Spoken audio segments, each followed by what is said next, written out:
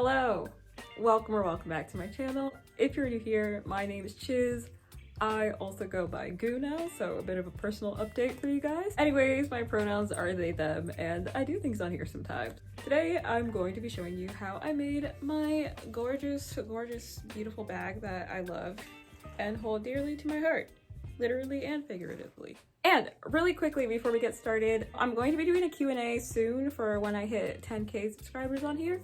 So if you want to ask me any questions and you haven't already, leave them in the comments here, and let me know they're for the Q&A by putting a Q and a ... and then your question. Okay, let's get started with the video.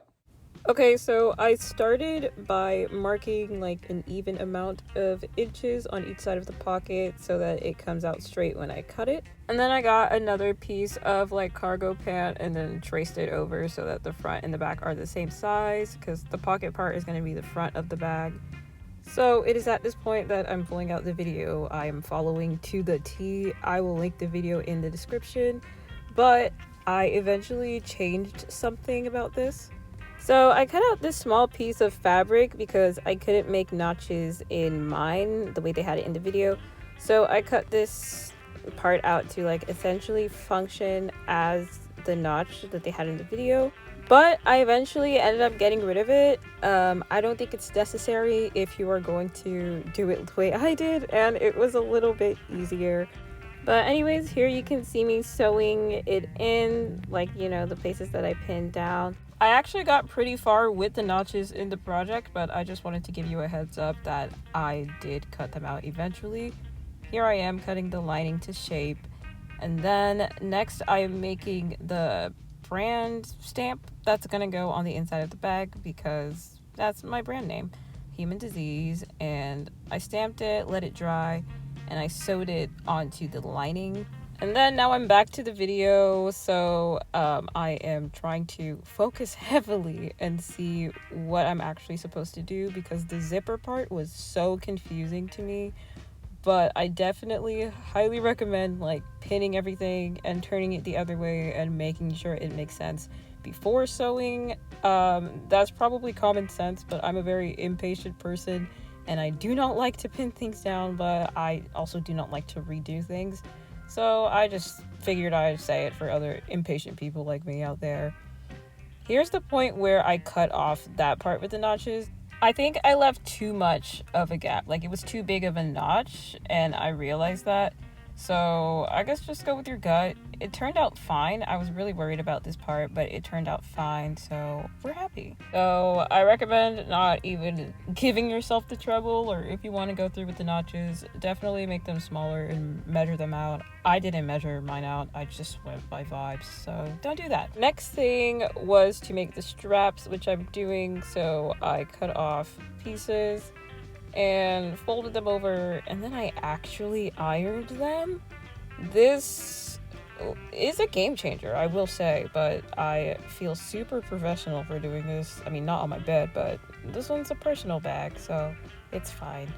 But if I sell these, I will not be doing it on my bed, just for the record. Also, my original plan was to put grommets in the strap of the bag and then use this belt buckle to make it adjustable. So it has like an adjustable strap, but it wasn't really working out. It kept opening up and then the strap would come undone. So I didn't go along with that plan, but I sewed on the straps with my machine. It was really hard because I was sewing through a zipper and like 4 layers of fabric, and I actually broke a needle and also zigzag stitched into my finger, and it was bleeding a lot. So that was some really fun stuff. But I'm honestly just following along with that video. That video was super helpful. And here's my broken needle. Super awesome. So for the notches at the top, I ended up just hand sewing. As you can see, I wrapped my finger in paper towel because it was bleeding. But yeah, I am hand sewing it with dental floss, which is what I do for my patches. It's extra sturdy and it's nice. It was really hard to get through the fabric though, but I've been using the bag for about like a month and a half now because it's been a while since I filmed this. But I've been using the bag for quite some time and it's held up. You know, the straps have held up. I try to put, you know, as much weight as I can in there just so it is, you know, tested to its limits before I start selling things like this. And so far, it's holding up great. So by the end of the night, this is what I have. As you can see, still my original plan to use the belt buckle that way. And this is the bag. I think it looks pretty cute so far. I can't wait to deck it out, which I also will be showing later in this video. But yeah, it looks really good inside. You can see my brand name and the label and stuff, and the zipper works really well, so I'm really proud of it at this point. So next is like decorating. So I'm putting these grommets in with this grommet maker I got off of Amazon, and I'm using an X-Acto knife to make the holes. As you may be able to tell, I took off the belt like thing and I attached both of the straps to the belt buckle on both sides. Next, I have this like old chain belt thing that I never wear. I got in my fast fashion era. I'm going to use one of these like O-rings to attach a little like, I don't know, charm to the bag. So I'm taking it apart and I'm making said charm. So I'm stamping my logo on like this gray t-shirt. And then I'm going to cut these out, sew them together, and fill them with this stuffing that I got from Joanne. This was my first time using stuffing like for anything. I've never made like a stuffed animal or anything like that, but this really makes me want to make some. It's so fun and satisfying.